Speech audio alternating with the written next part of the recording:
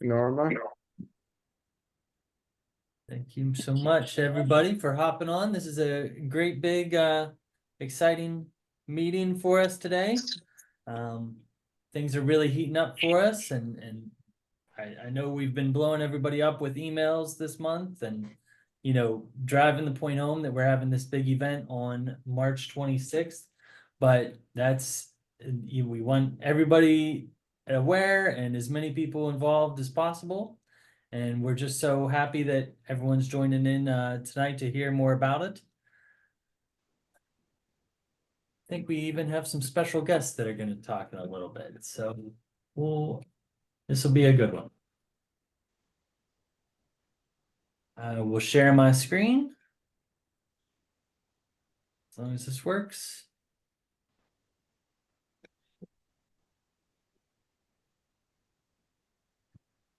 There we go. Okay, can everybody see PA statewide March 2024? Yeah, got it. Okay, great.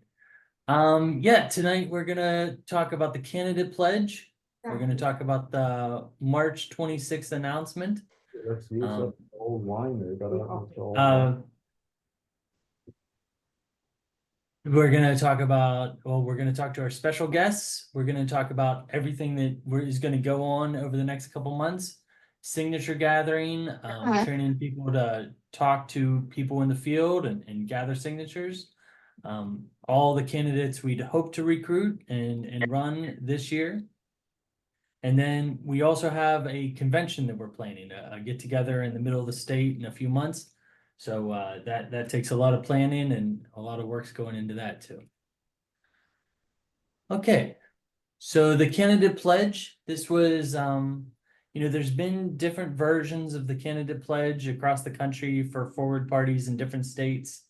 And they've been very, similar, but there's been differences. And there's been an effort lately to put it into one standard forward pledge across the country. So that's been a project that's taken a couple different angles and a lot of work goes into it. Let's see, these are the values. Let's see, is someone able to talk about this? Ben, do you have anything to share about the pledge, or I know Christian's not exactly able. Well, there was a plan earlier to go about the pledge one way, but because of resignation in because of Valessa's resignation in Nevada, that plan was put on hold, and National took the effort to first create a pledge what we want to use for the 2024. I believe that's the one our statewide candidates have signed or will sign soon, but they're looking to create some standards in the pledge itself so that we can hold the people we align with accountable. Great. And so what we have here is democracy only works when people respect the established rules, and the electoral system is set up to elevate the voice of the voter. The candidates should work collaboratively to craft long-term solutions to their community's most pressing problems, and public servants should be role models for their community. Well, those are just values that, I think can be interpreted a lot of ways, but that's got to form the backbone of what we're doing with the candidate pledge. And we're a party that people want to ask what our policies are. We've explained that the candidates are going to have their own policies, their own positions on issues, and so it's very important that we choose candidates to work with that are going to show their positions and represent us in the best possible light. So this is all very important for us. A small party is going to live and die off its candidates. So forward party support. we can do a public endorsement and support to support candidates for communications guidance. Okay, this is what we can do for candidates, right? We can support them publicly. We can help them with communications. We can grassroots communications guidance. That's like emailing people in their areas, right? We have a database of email addresses and we can target the people that live in a candidate's particular area. We can ask those candidates, those volunteers to support the candidate locally and get people involved. They can have involvement in the forward community, not just in Pennsylvania, but there's an active Twitter, for instance, social media forward ecosystem. They can help out, and national, of course. National communication support, can let people across the country know about candidates and races that we're excited about. Yeah, digital media channels, absolutely. And yeah, national influencer support. That's, the people at national have influence. They can reach out and be the kind of people that get on the news and help a candidate out locally. We will need volunteers to help circulate nomination papers in support of statewide candidates and all other candidates. Training will be provided, and that is just the beginning, right? We're going to be out there collecting signatures. So if you're on the call and, that's what we're hoping you'll agree to, help sign up and get out there and get the word out and collect signatures. That's the best thing we can possibly do to get our brand out there. Okay, any questions before we move on to March 26th event details? No? Okay, great. All right, so March 26th, 3 events in 3 different cities across the state. In the morning in Pittsburgh and Philadelphia, the afternoon in Harrisburg. The idea is that folks can come from the events on the east and west side of the states and come to the middle, where everybody can get together for one great big event. In Pittsburgh at 9:30 a.m. at the Thomas Gallagher Overlook on Grandview. So that's on, overlooking the city. That's going to be a really cool event. Hopefully we have good weather and we'll see a lot of people there. 10 o'clock a.m. in Philadelphia is hopefully going to be at Independence Hall. Tentatively, though, waiting on the permit. So that's the plan as of right now. We'll get that locked in very soon. And then 2:30 p.m. in Harrisburg is the Capitol main rotunda, where we were last year. If you were at that event, that was really great. A lot of people walking by, a lot of interest. It's really exciting to be there. We'd love to see you there and, put the best possible face forward for anybody checking us out. Statewide candidates will be publicly introduced and officially kick off their campaigns. It is a big step as we seek recognize state party status and provide greater visibility to Pennsylvania Forward. Welcome our candidates and make plans to support their announcement. Right, we have statewide candidates that we're happy to introduce to all of you. And everybody that will pay attention. One is on the east side of the state, one is on the west side of the state, and that's what this whole event is built around. So we have to be a little bit cagey when we put information out, and so I'm sorry if anybody's been frustrated with the lack of details so far, but that's what we're building up to.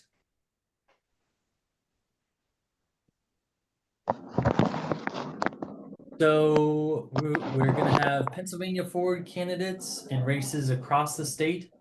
So this year we have the statewide races that we're participating in.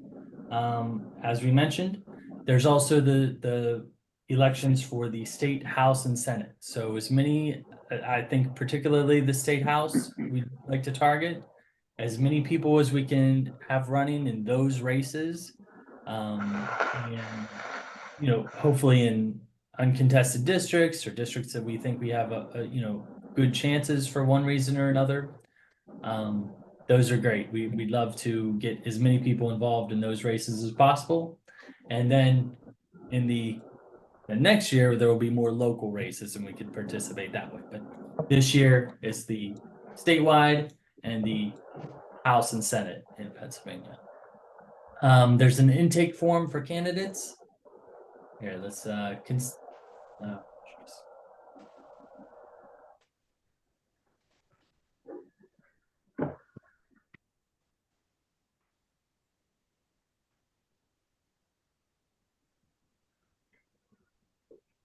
Think I can put this in the chat.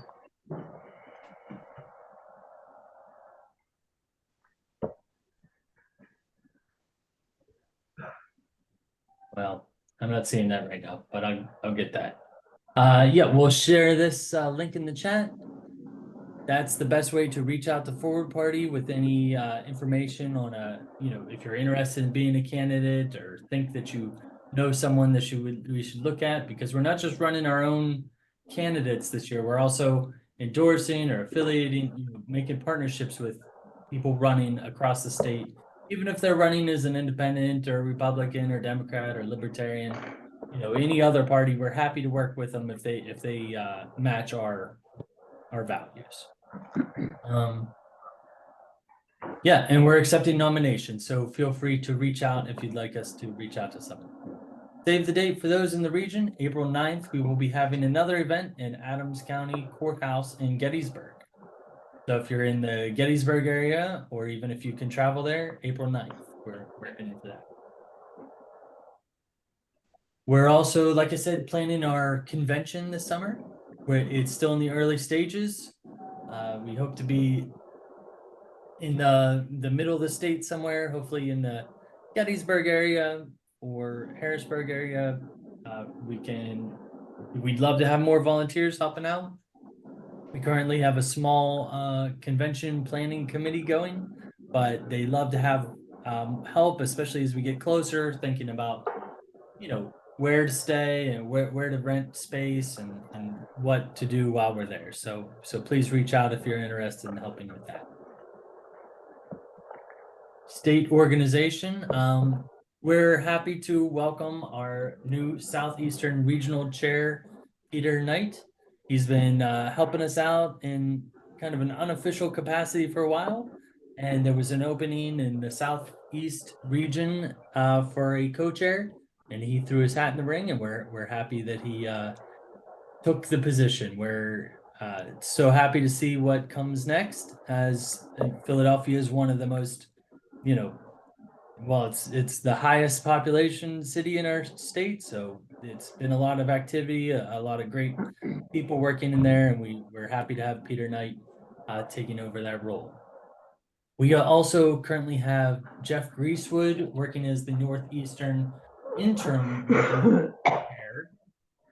He's taken on that role kind of unofficially, for the time being. We'll see how that shakes out soon. But we appreciate him being involved and helping out in all the ways that he has recently. Nominations are still open for the Northeastern Regional Chair position if anyone else would like to be considered. But yeah, we're going to fill that seat soon. So if you and Jeff, if you want to throw your hat in the ring, we'd love to hear from you. Nominations for state chair position from 2024 to 2028 is also open. This will be voted on at the convention. That's a very important piece of business that we have to take care of at the convention. So if you think that you have big ideas for the Forward Party in Pennsylvania and you'd like to get involved in a major way and help steer the ship, we'd love to talk to you. And we'd love to have people participating and have big ideas and challenge the current course that we're on and hear from you. So please reach out if that's something you'd be interested in. Any amendments to the bylaws must be submitted 30 days prior to the convention and will be voted on during the business session of the convention. Right, this is all important business that we have to have the convention to take care of these important things. And while we're there, it's just going to be a great time to get to know each other also and plan for the following few months leading up to the November election. but also plan for the wider future. We're already talking about 2025 sometimes. And you know, we'd love to get everyone's thoughts. Great. We have a lot of events coming up. I just blew through a lot of them. March 26th obviously is top of mind. I mentioned the one in April. But March 26th, when we have these events, anybody that can join, we'd love to have you there. There's other things you can do though. You can spread the news on social media, just talking to people. You know, when we're talking about statewide candidates, you know, it's a good time to bring up people who just want to talk about national politics. This is a good time to say, well, regardless of who you're voting for president, like anyone cares, just, you know, the important election is who are you voting for, you know, treasurer of Pennsylvania? And then you get into that debate and explain why you appreciate them voting for the forward party candidate, or maybe the House race locally has a forward candidate, and you can talk to them about why this is important to you. So just getting the word out there on social media and in person. Goodparty.org, we talked to them a few weeks, was that just last month? We talked to Good Party about all that they do to help local candidates that aren't affiliated with a major party. And yeah, help us get some more people running for office. We'd love to run as many as we can. And then, right, we're going to be collecting signatures. So getting these nomination papers, that this is a process. Getting signatures is, you know, you got to have the paperwork filled out correctly and fully. So that'll be a process, you know, making sure everyone's trained to fill them out correctly. And, you know, the best day to gather signatures is on primary day, which I believe is April 23rd. I think I have that right, but that'll be the best day to get out there and to get people to sign up, because you know exactly what district they're in, that they're registered voters that vote at that place, so you can get them to sign your nomination papers. Yeah, we'd love to host more events all the time. Anytime you want to hold an event in an area to meet some local forward supporters and organize for the next few months, we'd love to do that. And to donate, all this costs money, right? The convention, the events, you know, just the documents that we're going to hand out, and you know, we have a lot of fees, so we appreciate everyone that makes a donation to support us in that way. You know, we're all volunteers, and we appreciate that we can all do this. We're all you know, supporting this initiative with our time and also our money. It takes money. So yeah, with that, I think that gets through my slide deck here. Did anybody have any questions about anything I covered there? I know I kind of flew through it. Okay. Well, I think we have some special guests here today. Would someone, Ben, would you like to make some introductions, or maybe Craig?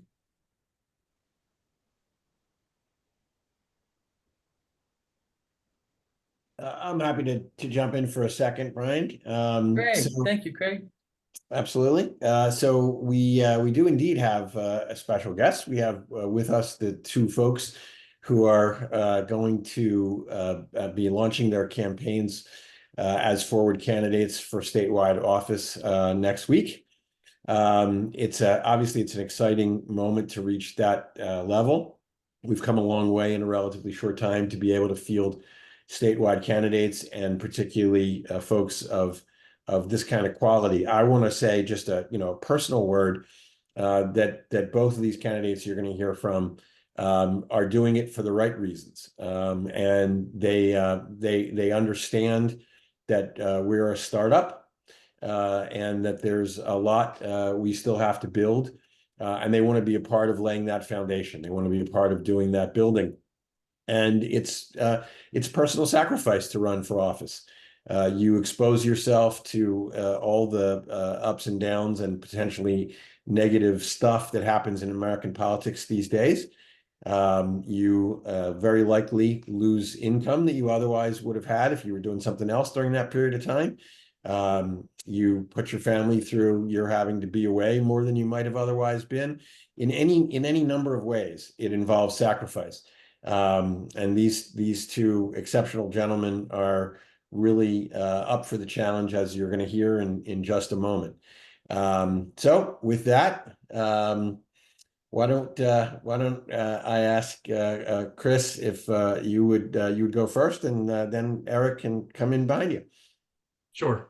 Okay. Can you hear me? Okay, this is the first I've spoken so far.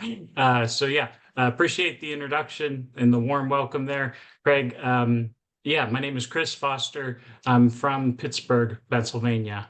I grew up here and went away for school, and I've lived away a little bit, but been back now in my mid-30s here, back in Pittsburgh, and a part of the Forward Party now. So how did I kind of hear about Forward? A longtime friend of mine actually introduced me to the party and said, you know, I think you may have a home here. And that certainly intrigued me. So I kind of went to work learning about the party and what it stood for. And it was sort of just a breath of fresh air. You know, as we all know on this call, the country's really desperate for some cooperation and some progress to be coming from our elected representatives. So basically, I think Forward is the way to do it, and that's why I've committed myself to this journey. And I'm excited to be a part of it at the ground up because I think that in time this will grow big. I think there's an appetite for this. So. I see I had a few little points here on my list to read out to you. But yeah, basically, I think that the best way forward, not to beat that word too much, is to have evidence-based policy and meaningful collaborations among people. So regardless of your political affiliation or your background, we want to rely on data to help us make informed choices, and we want to do it with an aura of respect and community as we do it. So I know I'm kind of talking big picture there, but for specific to my position that I'm running for the treasurer's office, this is an office that would benefit from having an independent in it, because people want to feel that their matters of fiscal policy are above politics and are above reproach. So I think it's a chance for us to try to bring a different voice to the treasurer's office. But I just want to thank everyone for their support, for giving me a few minutes here to chit chat with you, to get to know you a little bit. But yeah, that's just a few minutes about me. Thanks, Chris. So for some of you, I may look familiar. I was the person at Craig's office when we all gathered in Philadelphia that slid out of Craig's office meeting with Lindsay, and everyone looked around and said, "Who's that guy?" And so I had to sort of pretend like I was just the new volunteer. And I guess in some ways I am the newest volunteer for the Forward Party. It's really an honor to have this opportunity to help the Forward Party. You know, Chris is right. That moving forward analogy, it keeps showing up. But it's, my background is I've been a lawyer for, over 30 years. I started my career in Philadelphia at 2 large law firms. I then went on to work for Tom Ridge when he was governor as deputy general counsel in charge of healthcare and environmental, 2 major areas. I then went into healthcare law. I was in-house at Aetna, and I was in-house at United. And then I had an opportunity to step away and actually help kids with autism. Craig and I actually worked together on a major piece of legislation called Act 62, which was passed in 2008, which requires insurance companies to pay for services with kids with autism. You know, one of the great experiences of my life, made a difference in 20,000 kids' lives that day and countless others since that day. It was just an amazing experience to try to help, and gave me an opportunity to really be on another side of Harrisburg, having been in government, then having been advocating for important issues. I then went forward and spent a few years as a financial advisor, helping people how to figure out how to retire, which actually is an important issue for almost everyone. And so it gives me an insight as an attorney general about things that concern me about financial crimes and financial services. And then later I returned to law again at AmeriHealth Caritas, a Medicaid managed care plan based in Philadelphia. I had a chance during that time to get back involved in politics. I was involved with Republicans for Biden, and then had the privilege of being one of the founding members of Republicans for Shapiro, which helped lead to elect Governor Shapiro. And that was a great experience to help elect someone who I think really does understand the concept of bipartisanship in Harrisburg, and had the opportunity to serve on the governor's transition team in healthcare. So I've been in and around politics my whole life. The opportunity to be a candidate is something that I had hoped to have. As I tell the story, 25 years ago, when I thought about running for Congress coming out of the governor's office. But at the time I had a 7-year-old son, and I looked at him and I said, if I'm running for Congress, I will be at everybody else's soccer game than my own kid. And so I said, you know what I'm going to do? For the next 20 years, I'm going to raise my family, pay for college, save for retirement. And when the opportunity comes, I'll step forward. And the truth is I stepped forward, and my Republican Party had become a place where I was uncomfortable, and frankly, being from the Southeast, unelectable. So I never thought I'd have an opportunity to run in Pennsylvania. And I am really honored that you've given me this opportunity. And, you know, my hope, and with your help, we will do what we need to do to establish the Forward Party as a permanent minority party in Pennsylvania, which I think will be a first step. So I do need everybody's help. As everybody knows, we've talked a little about signatures. That's the great hurdle that we have to start with. The good news is we start now and we don't have to be finished till August.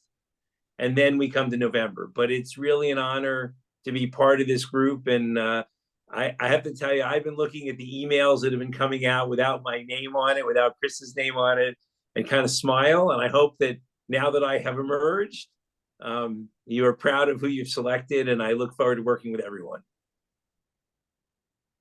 Brian, let me jump back in for just 1 second to say, think about these two gentlemen as a ticket and what it shows about Forward at this early stage.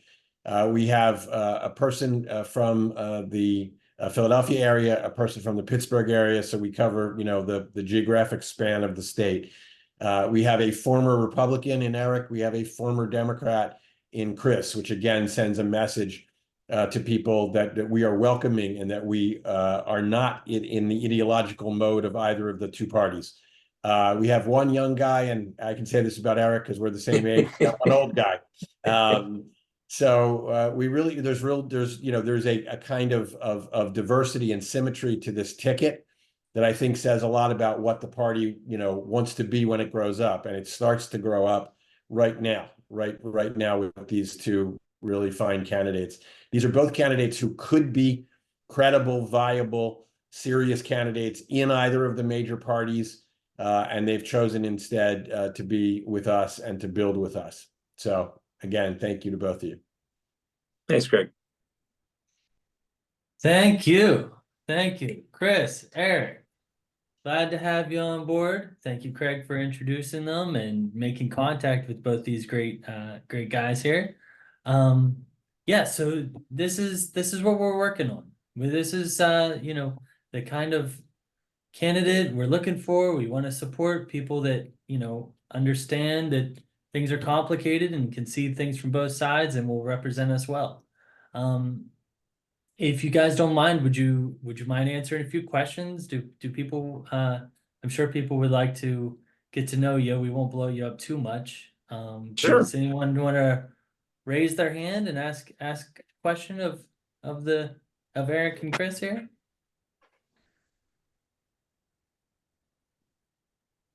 Sure somebody does. Okay, well, I have questions. I'll ask questions if nobody else is going to. How, Chris, you said that a friend introduced you to the Forward Party. What made him think, or I'm sorry, him or her think that you would be interested in Forward Party? What did they mean by that? Yeah, so my friend, he's had a very successful business life for himself, and he's also worked in politics. His name is Keith, and he has been a real inspiration for me over the years as I've gotten to know him and really grown up myself, and be grown into my early 30s. And we've had a lot of candid conversations with each other, just sort of about our hopes and ambitions for the country in the future, but also our concerns and our fears. And he just he said, I see where this party's going, and I think it could be a home for you. I think it's a home for me. Talking to him about himself. So that was fresh. I mean, that was something new. It wasn't just the quick like, oh, which party are you, Democrat or Republican? It's something fresh, and I think the appetite for cooperation is there among the public. That's the biggest thing that I think. So I think that too. You hear it from all over, different versions of people wanting to see people work together and put down their partisan, shields and swords and work on things together. Eric, I'd love to hear. Oh, Jack, did you have a question? No, go ahead. You had a Okay. follow-on question. Let me get in line. Okay. Yeah, Eric, I'd love to hear, as a former Republican, or, you've been involved in these Republican groups supporting, Biden and Shapiro. Does it seem to you that there is an appetite amongst Republicans to find ways to work with, Democrats and across the aisle and independents? So much of what we see in the news is just, Trump love, and that's all that's gonna exist there. Yeah, Brian, I think there is a huge opportunity.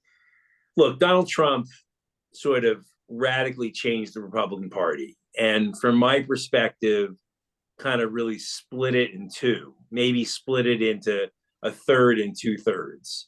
And I'm sort of hoping that,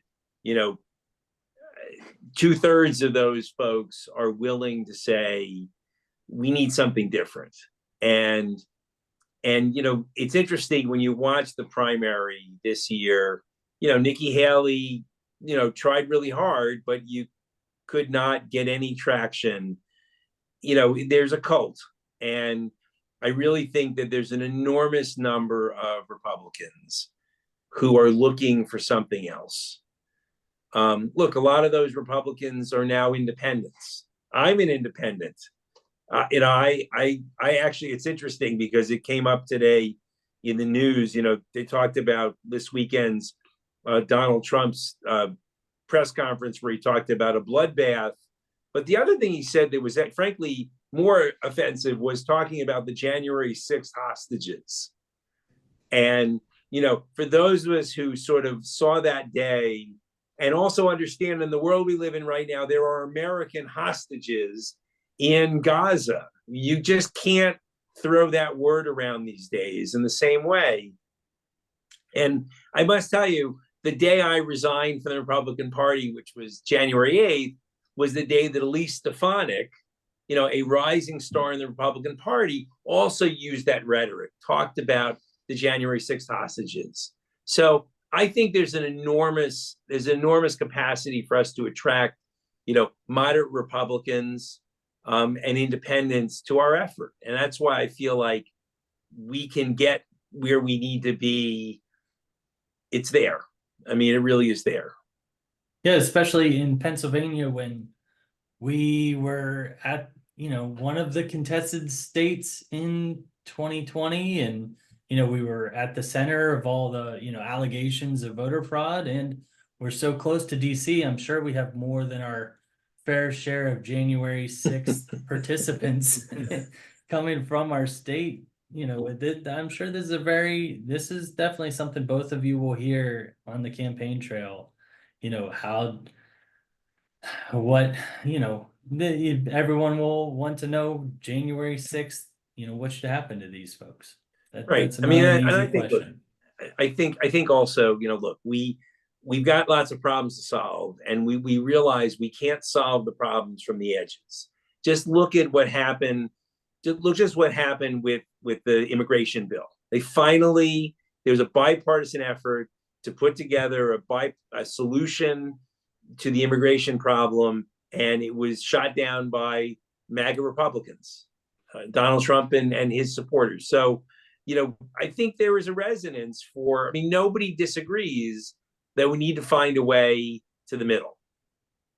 And I think, Chris made this point, but I think also, particularly as an attorney general, if you think about it, you really want someone who is independent.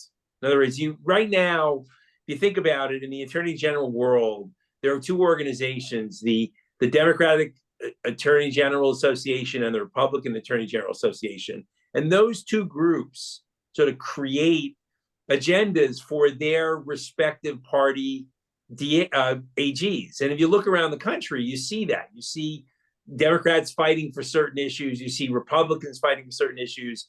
Wouldn't it be important to have someone who is fighting independently for the people of Pennsylvania without those issues? And so I think there's again, it's funny, someone made that point, look, at the top of the ticket, you have the presidential race and you've got the Senate race. And obviously, as we've talked about, that presidential decision is awfully important. And we're not going to try to persuade people one way or the other, although as a pro-democracy party, I think I know where many of us lean. And then you go one more step and you have the Senate race. Now, look, that's going to be a very close race. And people are going to have to make a decision as to who they want to send to Washington to either support the person they just voted for or be a counter to the person they voted for. Sometimes you could imagine this year a number of Republican-leaning voters voting for Joe Biden, but then saying, I'm going to vote for Dave McCormick so that there might be a Republican Senate. But then if you go one more spot down, you get to Attorney General, and you go, wouldn't this be an opportunity for people to say, you know what? I have done the important thing at the top of the ticket, and now I have the opportunity to pick someone else and to send a message that a forward candidate attorney general is the right thing. And in my hope is, as Craig put it, and I agree, I'm a grown-up. I'm a credible, I've worked with the Attorney General of Pennsylvania. I've worked with several governors. In other words, I'm somebody who you legitimately would say, yeah, that guy could do the job. So that's why I thought this was the right moment in my life to step forward. Oh, sure. I appreciate that so much. It's not easy I've never run for office. It seems intimidating to me. I'm so glad that you both are throwing your hat in the ring. Did we have any questions from anyone else? Jack, go ahead. Thanks for that last set of comments, Eric. Anybody who knows me knows I pretty much agree with you 100%. I would have known that till now, but now that you've said everything I would say, it's clear we agree nearly 100%. And as a card-carrying rhino who's proudly canceled from the Republican Party that I've been part of for most of the last 50 years, it's like you're a breath of fresh air. But I'd like to ask you and Chris each kind of what, I don't think it shouldn't be a hard question, but it is likely to be a kind of a nuts and bolts in the weeds question from the people that will, like, who are these guys, right? So I'll start by prefacing, at least a lot of my friends think of the journeyman statewide roles as actually a job that a person needs to be actually qualified for. You alluded to this a bit. So I like to, for Chris, So if somebody says, so you support this guy from Pittsburgh as treasurer, and, you know, we'll have all of the reasons why you make a great representative for the Forward Party. But somebody might ask, arguably, what exactly do you think a treasurer does and why are you qualified for it? What part of your history? Don't answer it for a second, and then I'm going to kind of do the same thing with Eric. What are the 3 or 4 bullets that makes you believe that if this was a job interview for treasurer, you'd make the top 3 in the cut? And then Eric, it's kind of the same thing for you. And I know you've worked with these guys before, and I think you can do the job. But a lot of people look at attorneys general and they see people that came out of some sort of litigation, or they see people who were prosecutors once upon a time and that sort of thing, as opposed to political hacks. And not that you're a political hack, you know what I mean though, right? So what are your 3 or 4 bullets, since you spent most of your career actually in my industry, healthcare, and you know, that translates into why you would be a good attorney general? And I would invite Chris to go first. And if you haven't got all of these, be thinking about it, because some reporter somewhere is going to be asking us what makes Chris the guy for treasurer, and we all should have those bullets, right? Yeah. No, we absolutely should all have those bullets. What would make me a good treasurer? Well, I'm sharp and I have good attention to details. I've worked for myself. I've been self-employed for a long time.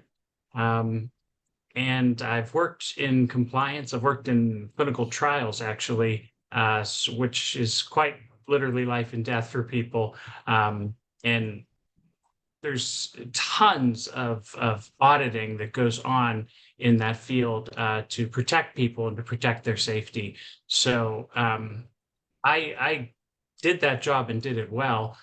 Something like the state's purse is actually something that we aren't guessing when we're dealing with the state's purse. We know exactly where all of our money should be and where our payments are going. And these are all things that are sourceable and easily verifiable. So I think we need someone who's going to go in there and pay attention to every line that they look at. I mean, it's that simple and it's that difficult. Thanks, Eric. Yeah, so Jack, excellent question. So look, the Attorney General of Pennsylvania is the chief law enforcement servant of the people. I will acknowledge that my background has not been deeply in criminal law. Most of the people I'm running against are career prosecutors. I'm a career attorney, okay, and a career leader. And the job of Attorney General is to lead the Office of Attorney General. And I know that means understanding how Harrisburg works, how the legislature works. I also have to have the life experience to understand issues like healthcare, like environmental, like financial services, like election reform. This is the role of an attorney general. If you think about it, one of the most successful attorney generals in Pennsylvania history is now our governor, Josh Shapiro, who had no criminal experience. In fact, Josh had no litigation experience, which I did. I spent the first 10 years of my career as a litigator and then was responsible for litigation when I was in Harrisburg. So there are parts of the job that require legal background. There are parts of the job that require leadership, which I have shown. And you know what? The part of the job that doesn't have deep criminal background, one of my first acts will be to hire a career prosecutor to be my first deputy, because that is a place where you do need in that office. Remember, the criminal division of the Attorney General's office is only one part of it. So there are several others. So I would argue that I have the life experience, the legal experience, the leadership experience to lead that office. Thank you. I'd make that argument. Thank you both. I have another question, but if anyone else wanted to ask a question, be happy to hear you. Jake, is it Jake? Go ahead. I'm sorry, your audio seems to be a little altered in some way. No, sorry, we can't understand you, I don't think. At least I can. Yeah, Jake, your mic is scrambled. Okay, maybe put your question in the comment chat and we'll get some answers here. Fast forward party. Yeah, that sounds about right. Yeah, I'd love to hear either of you talk about in forward party we talk a lot about ranked choice voting and open primaries. Now I don't think either of the positions that you're running for really have any sway over how we run our elections in this state. But Well, I the just Attorney wondered, General, Brian, the Attorney General would. Because they would represent the Commonwealth in election challenges. oh right. Okay, well, maybe not in terms of ranked choice voting or open primaries. Those would have to be laws that were adopted. Well, maybe you're asking my question I was leading up to. What do you think about those things and those sorts of reforms, and how would they relate to the office you're running? Yeah. Yes. Well, I'll go first. Yeah, go ahead. Open primaries is something that we really need to get to in Pennsylvania. If you think about the number of non-affiliated voters in Pennsylvania, it means 50% of the electorate is not participating in primaries, and that's just wrong. So we need to find a way to make those available to more people. Ranked choice voting is an interesting idea. It actually is something that I haven't had a lot of experience with, but I suppose what's nice about it is it allows people to express their views and ultimately leads to a candidate that is most wanted, if not the one. It's an interesting issue. In other words, you pick your choices and then you get somebody, maybe you don't get your first choice, but maybe you get your second or third choice. So I certainly think that those are things that make government more representative. And that's something that, we need to have. Sure. Great. And Chris, do you have any thoughts on those topics?